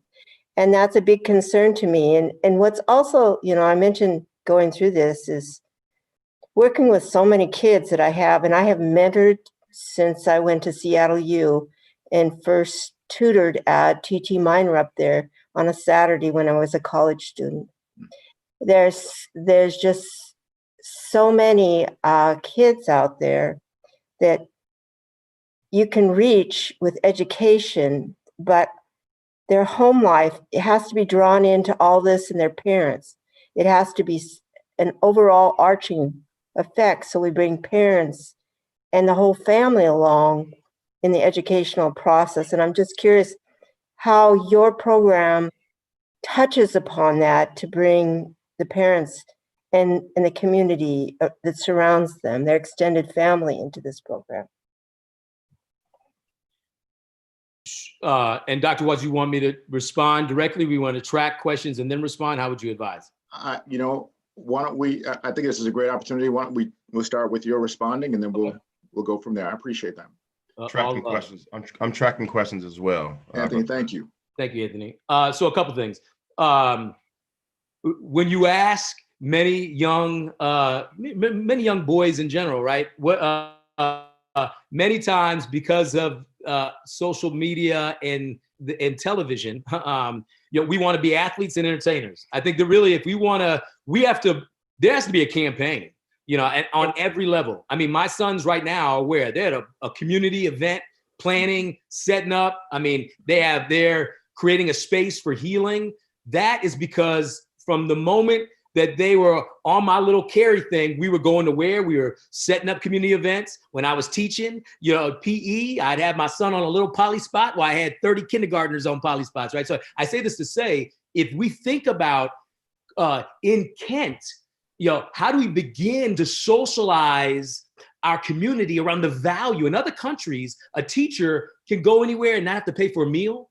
They can have access to what we value is also the children are just modeling and mirroring us. So I say this to say the complexity of why we're not going into, because teachers are not valued. In Oakland, you can't even live in Oakland, right? And be a teacher in our own community. So I say this to say, we'd have to think strategically to get corporate, to get the unions, to get the district and community together to think about, we're going to create a campaign. And our legacy is we're going to begin, we want the media to be shining light. Teachers should have the nicest cars. They should be able to have the nicest houses, have the best seats in restaurants. We have to do a pivot within our community to take them from just where they're at to so I say that to say the complexity of how we talk about it, how we frame and prime people and the power and potential and the value of what that means is a community will building strategy. And I can go deeper into that, but I just in the spirit, Sister Leslie appreciated that. But the complexity of it is a campaign because you're right. People aren't just gonna all of a sudden appear. So to touch kind of on that one. And then the other piece in terms of family engagement. So when we looked at, and again, I didn't have enough time to go into now the specificity of each driver, but one of our drivers is family and community. So we have work that we don't do the work. We create processes, right? So ideally, in the team that Kent would have in our learning collaborative, you all would have identified either some best case scenario, somebody at central office that's leading maybe student services, family engagement, parent engagement. You have a central office person, but connected to, when I listen to Gwen, right? I mean, generations have been a senior, had been a senior leader, but now she's in the community. So you get a culture keeper nested with a systems leader who now is beginning to think about how do we build a campaign, right? Where parents can come together. And that is a process. And you may already have those processes,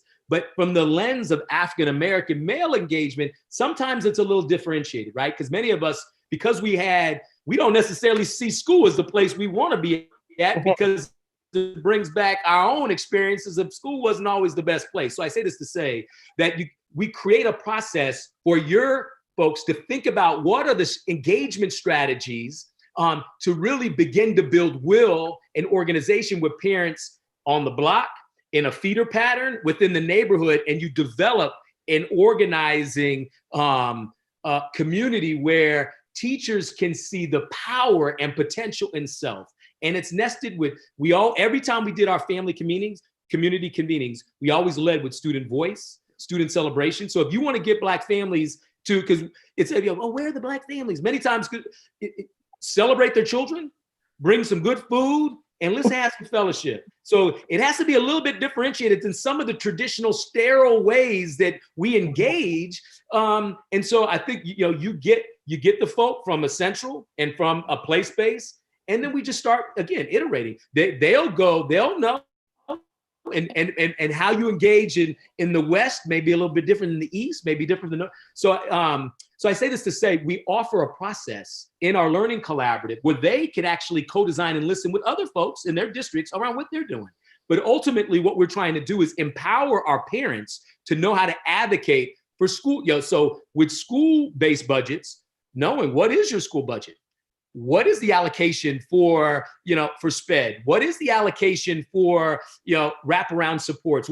So empowering parents then with the agency of how schools are structured, budgeted, that takes time, but we have a whole process then to work with folks. And again, not to assume that they don't know, but what are the ways that parents can be equally powerful to a superintendent, to you, Sister Hamada, but it's agency, right? So I say that to say that that's a domain now in isolation of student leadership and voice, in isolation of recruiting, developing a teacher pipeline, in isolation of the policy, in isolation of the narrative piece, then you can only go so far. For us, what we've realized, and not to say it's just those 6 drivers, but because I think we'll have other pieces that you would all want to kind of calibrate either way, and you may not even want to take all of our 6, but I think what we offer is a process to be intentional and unapologetic for a moment of time where you all can think and design what are those strategies to build real organization around Black family achievement, alignment, and then go back and practice that in your own space. So, and similar with community, because I also feel there's an internal and external. Many times, Black male achievement kind of. I was there before it, blew up, and then I was there when it moved from Black male achievement to equity, and now because of this moment in time with distance learning, and because of the assault, the awareness that, of the Black mind and the Black body, we're actually having conversations. So I say this to say community is important because we'll come and go, but the sustainability of all this work is the community. So we have to be thinking about what is that structure too. And so in our learning collaborative, again, we would work with community folk to think about what are those drivers, what are those processes, but it has to be calibrated again with senior leadership, with board, with central office, with principal, with teacher, with classified staff and student. And it is a complex model, but it's that commitment over time. What we find is you build something that's not dependent upon an individual board member, an individual superintendent, a charismatic leader. You're actually building something that will sustain itself. So hopefully I answered your question, Sister Amada. Thank you very much. Thank you. Also, I'll jump in for just a minute.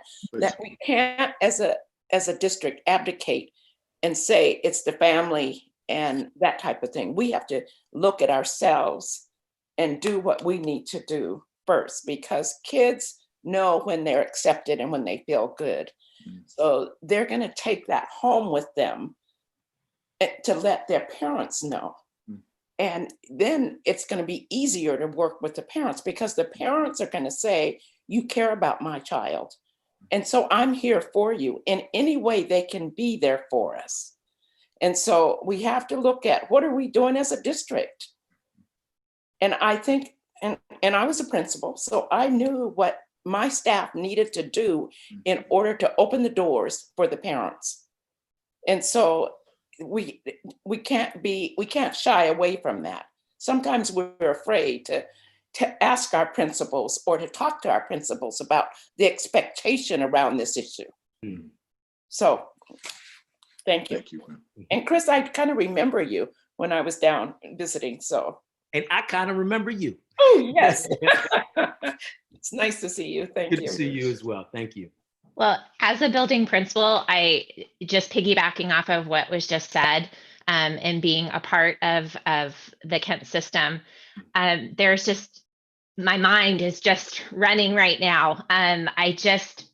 so incredibly energized by what was just shared. So I just want to say that numerous times that I had goosebumps, you know, and thinking about, you know, what really truly the community that we are a part of here in Kent, and what this can look like, feel like, and sound like in Kent. And being a part of creating that, just amazingly energized. So just first appreciation, thank you so much for bringing this to us this morning, and to be a part of it. I'm truly honored. You know, and I wanted to add to that, just there were a number of things that really resonated with me that I wanted to make sure to really put out there and give voice to as a building leader. One of them, you know, you had commented, Chris, that you move what you measure, and I completely and totally agree. And I think that as I look at some of the drivers that you set forward, we really have an opportunity to move what we measure in terms of listening to our students and listening to our families, and just that idea of youth voice and leadership, and the narratives that are coming out of our community. When we start measuring those along with all of the other things, I think that that's going to be a real, you know, like it's identified, a driver. And I also think that that's going to be, I can see how it potentially could be very instrumental in challenging people's mental models. And really, I think that that is what I feel called to do, you know, challenge my own mental models, be a part of creating that space and place to really get at what are we thinking? How are we in community with one another? Because we do bring our whole selves to this work. That's right. And so, you know, how do we center the voices of our kids and center the voices of their families? And I can just see how, as we're doing that, as that is part of our measurement, you know, that creates a real shift in whether or not a school or a district is considered to be a welcoming environment. Fundamentally, I could see changes how people feel a sense of belonging, or whether or not they even feel a sense of belonging. And, you know, I think one of my fundamental beliefs is that when we focus on those aspects of our humanity, and when we're truly in community with one another, all of the other metrics, I don't care what they are, will follow. I just fundamentally believe that. And so in total, I think the last thing I really am curious about is just learning more about the process that has been developed, because I think that that is just so fundamentally powerful, that there is a process that has been developed and that could be examined and possibly applied in Kent. And what would that process look like, feel like, and sound like? You know, we wouldn't be doing just kind of some scattershot approach, but it would actually be something that fundamentally has been shown in other systems to have success and lift up, you know, all humans. And so I'm just really super excited. So that's kind of some of where my head is at this morning. I'm just, like I said, really energized. So thank you so much for this information. I have a ton of questions, and most definitely I'm a verbal processor, so I'll try to shut my verbal processing down. But just thank you. And I cannot wait to learn more and learn along with our community. Thank you. Appreciate that. Samantha, your observation, I too am a verbal processor. It was statements and some questions. Yeah. So I think, so for our process, a few things. The 6 aims or drivers.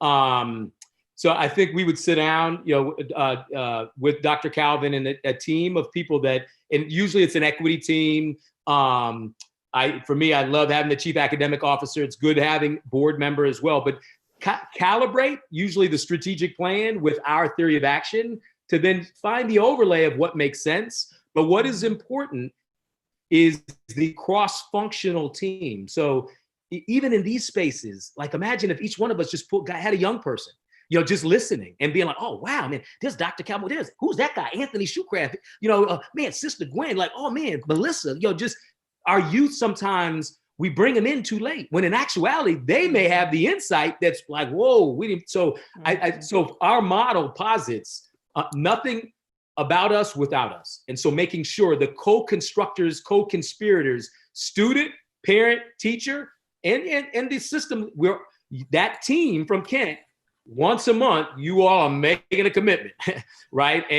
But I'll say that we ask for a 3 to 5 year commitment, right? I mean, it is the beautiful struggle. It is a journey, and we're going to hit roadblocks individually. If you're doing the work, we're going to be like, damn, like I got some work to do, right? and be like, man, I gotta talk to Samantha. You process for, you know, and I think we create a network, and the blessing is, and the even with virtually, what we're finding is we're accelerating the innovation because now your network of like-minded, spirited people that are Black, white, Asian, Latina, we all have opportunity to talk and share and heal, but also from a board member, like, man, how'd y'all get that policy passed? Like, you know, you can have some affinity space to kind of really figure out how do you solve that problem? And so we offer a process. We have to contextualize that in Kent. Usually we would have a few meetings to kind of design, and then it's the work is what happens in between the convenings. Yeah, and that's you all have to have each other's accountability partners. But I say that to say that's where I can go. Maybe the round 2, we can literally go deeper into what the work strands can look like. Yeah, because otherwise I can just spend just on the curriculum development alone could be another workshop. But it is the cross-functional team committed to a process. Yeah. So we can talk more, Samantha, if you want to get more into the nuts and bolts as well. But appreciate your acknowledgement.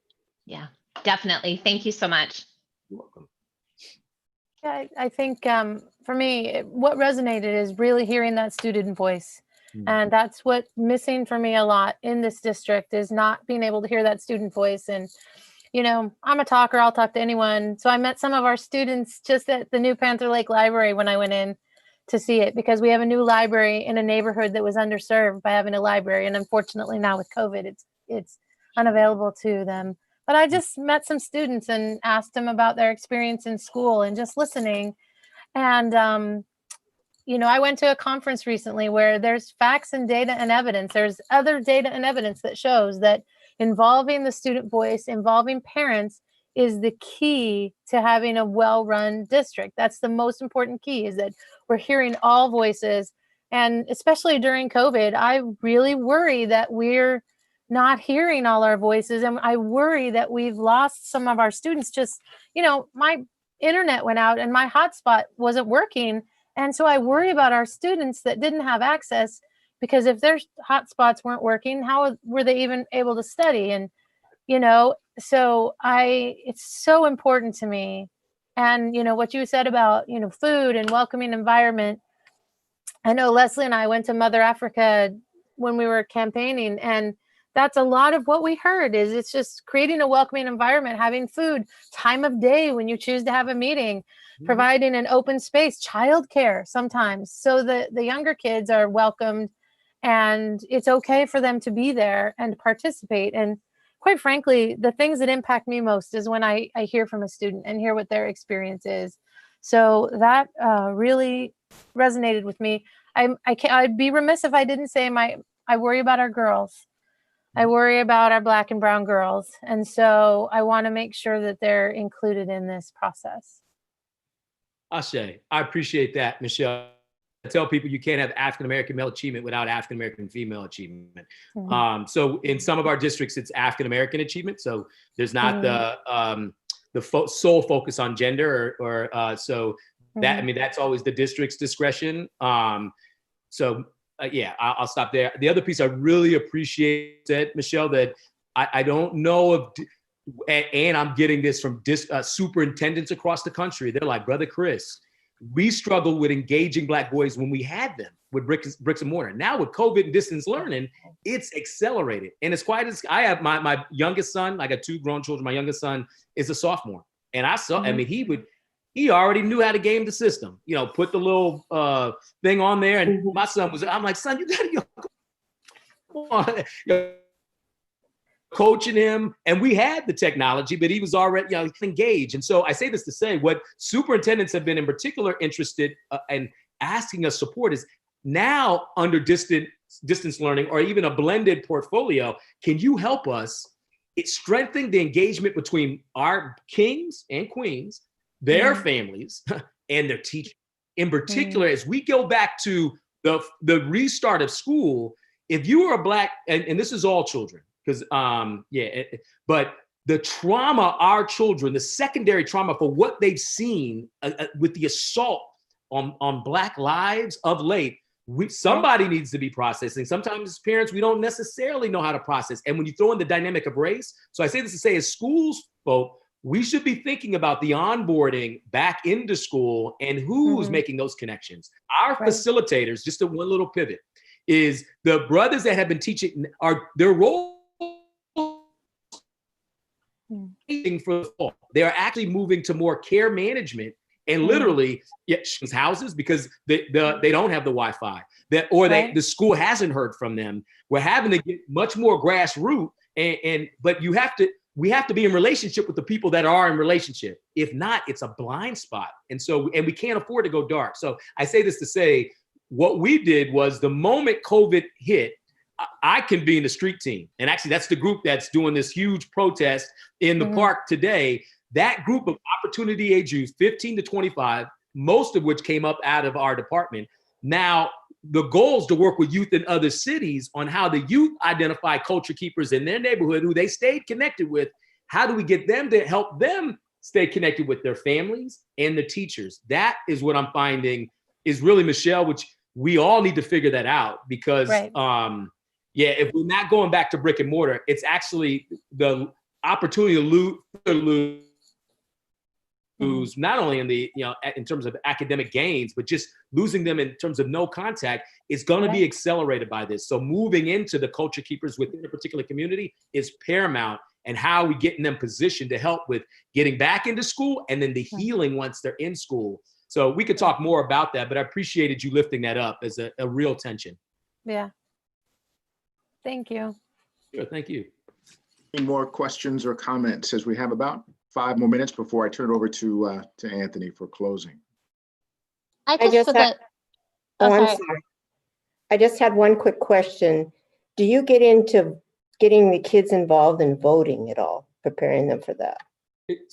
So with the youth, they set their own platform. We orientate them on the power of their voice and really support them with public speaking. But I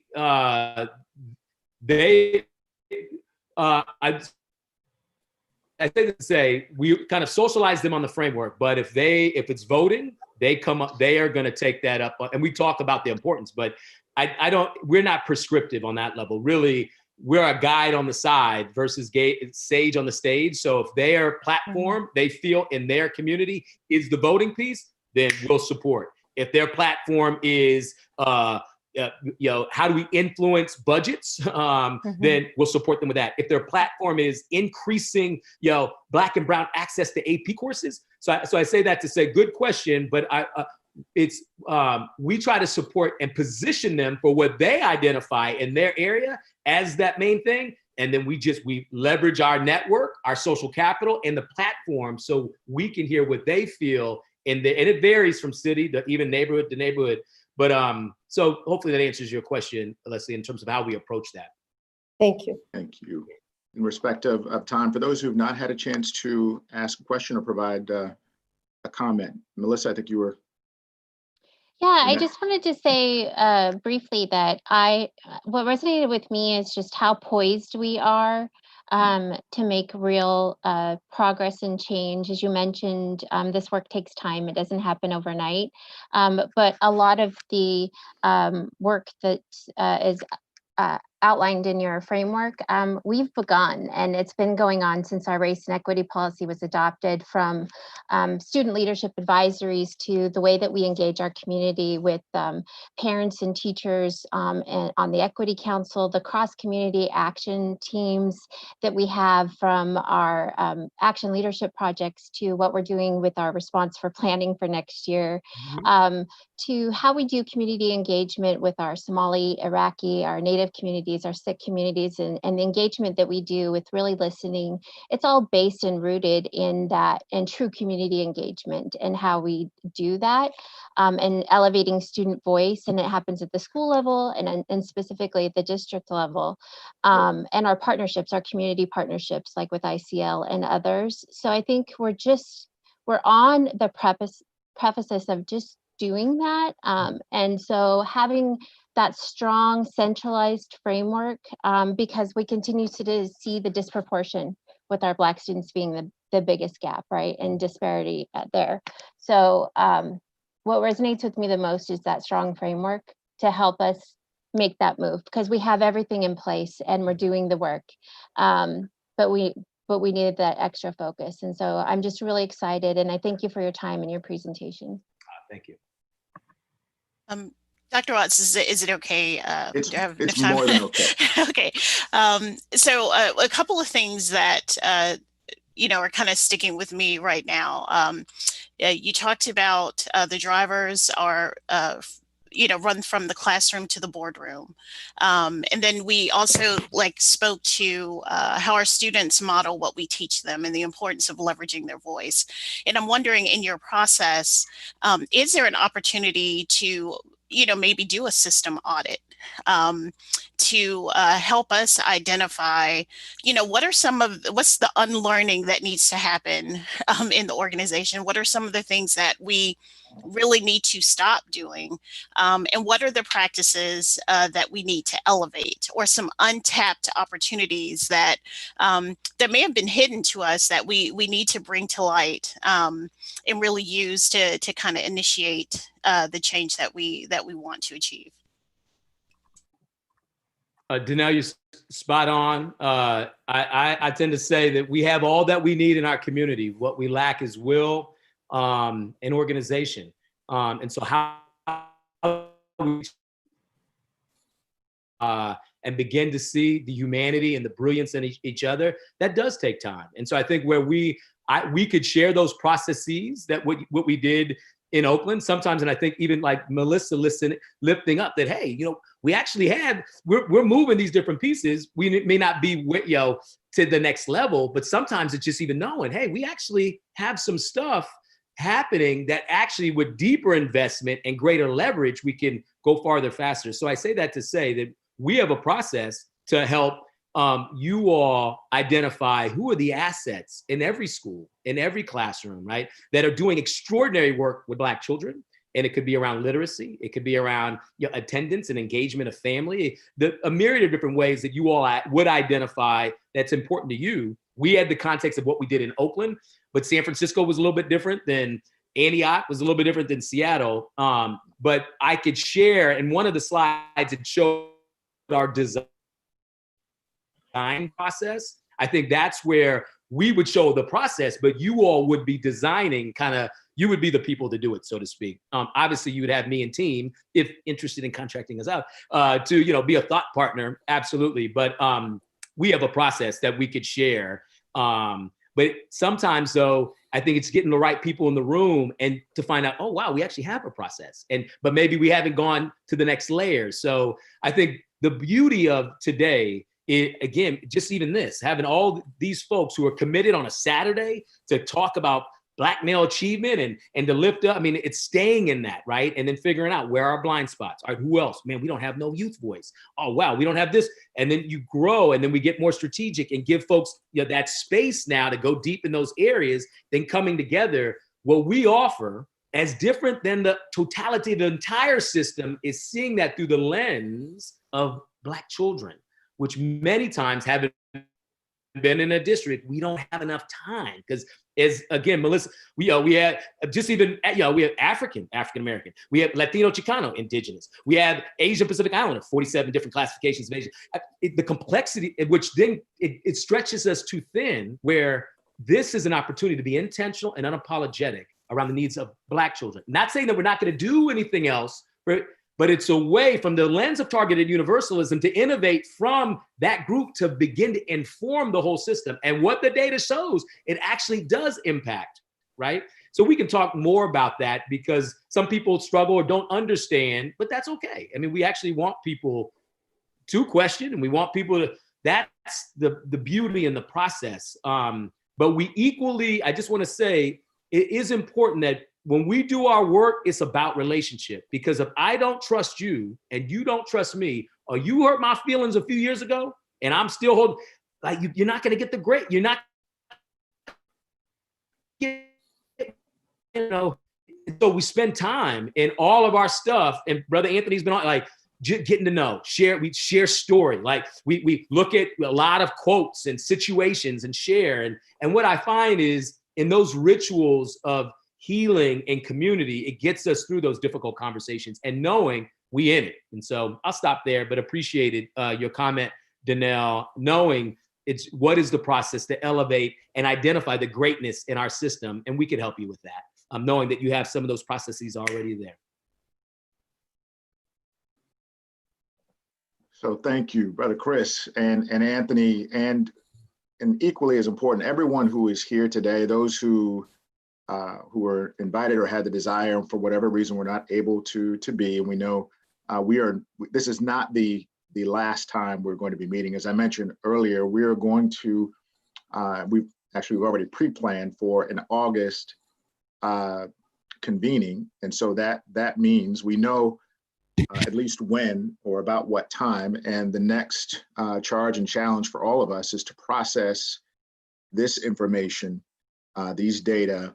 I think we know what our charge is, and then to create what I would call a set of next steps and priorities, so that when we meet again in August, we have a full plan in place, ready to address the needs of our young Black and Brown boys and girls. And so with that, I'm processing. I know everyone else is going to be processing, and I'm glad. Remember that we began by saying this moment is for us to learn. And we can only learn when we're disrupted. We're disrupted from the way in which we think, the processes that we have in place. We know that there are systems in place that in some ways are working. We also know that there are larger systems and structures that are in place that are getting the results that we've designed for them. It doesn't make it right. And when we recognize that it's not right, we need to change. It's our responsibility to change and adjust. So with that, honored again to be in space and place with you, Chris. Thank you for your time, your effort, your leadership. And Anthony, the same goes to you. Your prioritization of this work with Kent School District is not lost on me. And it certainly speaks to the hours that we have spent not only discussing and planning, but preparing for this day. The hard part is what happens next. That's the work that we should be excited about. That's the lift that will happen as a result. So I would like to shift and as we've talked, Anthony, for you to share some clarifying next steps based on what your role has been in this process, also kind of keeping us in line and keeping those guardrails open for what's next and how we'll show up in August. Excellent. I just want to, not sure. Okay. I can hear you. Yes. Okay. I was just getting some feedback on my end. First of all, Dr. Watts, good man, good brother. I want to just honor and lift you up just for your courageous authenticity, your vision, your ability to bring us all together. The salute from my perspective begins with you. So thank you for that. I also want to honor everyone else on the call, because to make this time, to take the time on a Saturday morning, we got folks here from the community, the classroom, the school building leadership. We've got district leadership here. This, if anything, represents to me a demonstration of everybody's commitment to steward a better future for our children in Kent. So that secondly, rather, I should say, needs to be just honored and lifted up. You've already captured the next steps, but I'll just share some themes and then also maybe a little bit more in terms of how we want to proceed in terms of our next steps ahead of our next gathering in August. I really appreciated hearing that the following, I think, points of resonance sounded like family student engagement by virtue of how those voices are listened to and lifted up and elevated. Parents and students was a big theme. I also gathered there was a strong interest in the how-to of this work, the operationalizing or systematizing of this work, creating, maybe helping Kent build out or guide kind of a framework for how to make this work less rhetorical or theoretical and more practical and real and strategic from an implementation standpoint. As is the case in many districts, educator diversity, the recruitment, the retention, the training, and the mentoring of Black teachers specifically seem to be of high interest. And then I would also say, generally speaking, given the resonance of sort of the support and the kind of how-to, I gathered that there was also a really strong interest in curiosity, perhaps around Kingmakers of Oakland's Learning Collaborative as the cross-functional team that Brother Chris, mentioned. There seemed to be maybe some interest in maybe exploring that as an option. That's informed by, again, what people lifted up in terms of who they wanted to be, maybe was missing, in this work, maybe historically or maybe even presently, but also given the fact that people's roles represented here, and in light of what people shared in terms of their interests and points of resonance throughout his presentation. You've already mentioned the part 2 in August. I know we're looking to debrief next week. I know I made a request to Ms. Karen to that end. From this meeting, you as a board will debrief. You'll have your own debrief. Dr. Watts, you, me, and Chris will do our own debrief in combination of that. I don't know if the next one, again, I'll leave it to you all, but if today's presentation deeply resonated, as you all mentioned, I would say maybe we look at a longer session that maybe had a few breaks, in that, but again, we will design alongside with you and what you all need and want. So I'm glad that we have a pin in the calendar for August, but we'll take, again, the board debrief, we'll take our internal one, and then we'll design another session that, again, goes deeper and, I would say works in service to formalizing the partnership between Kent School District and Kingmakers of Oakland. So we look forward to that. And again, thank you all again for being the stewards of our children's future by committing your time very graciously and humbly today. So thank you again for being present and honoring Brother Chris's leading request to just be yourselves and just be fully present. So thank you again. And thanks again, Dr. Watts. Back in your hands. No, thank you again to each and every member, to our board members, to our community members, to our staff, both school-based and central admin. This work cannot be done by ourselves. And so thank you again for your commitment for today. We will be back in touch, processing this information, providing at least a summary for at least certainly this group and for a broader audience to digest. This work is complex, and yet it is not impossible, clearly. And I look forward to continuing this work with each and every one of you. So with that, President Hamada, if you had any other words, other than that, I'll turn it over to you for adjournment. Well, I just wanted again to echo to everyone, thank you so much for this powerful presentation. My main reason for running for the school board and being on the school board is because of my deep, deep interest in children and my love for all children. So thank you very much for all of you coming today and all the great presentation. And at 11:08, I'm going to adjourn. Thank you. Thank you. Thank you. Thank you, everyone. All right, take care. Thank you, everybody. you. Have a good weekend. You too. Thank you, Thank everybody. you. Thank you.